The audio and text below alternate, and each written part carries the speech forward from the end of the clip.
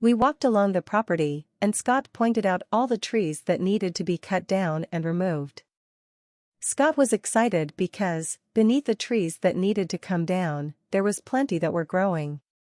One of Scott's passions was woodworking, and I could see him planning what kind of projects he could do with the wood in his mind. All he would need to do was cut the trees down and add them to the wood boxes or his workshop. We walked around the back of the property to the door that led to the greenhouse. I stopped as we walked up to the greenhouse door and pushed the branches of the bush away to reveal a second door. We found a hidden workshop when we opened the door behind the bush. We went in and looked around. This workshop would be the perfect workspace for Scott. Looking at Scott, I pointed to the end of the shop at a ladder and said, "I wonder where that leads?" Scott climbed up the ladder and opened the hatch. As Scott went through the hatch, he said, "Cammy, it leads to the pantry. Come on up." "1 second," I said as I shut the door to the workshop.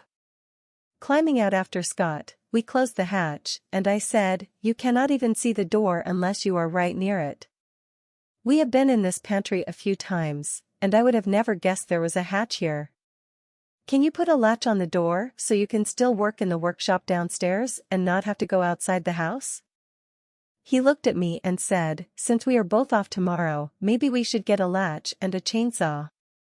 I did notice, however, that there are wood boxes in the front and back of the house and greenhouse. They are pretty big and can hold a bit of wood.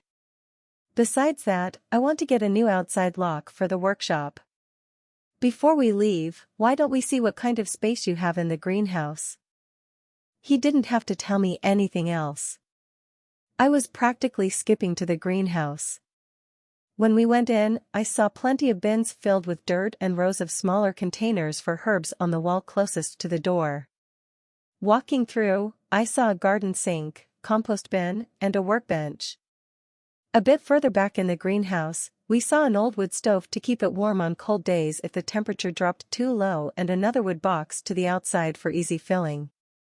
Walking through, I felt a wave of calm and said, "I guess I will be planting a bunch of seeds and plants tomorrow." With work and moving now, the sooner I get it started, the less work it will be for me to keep up with it.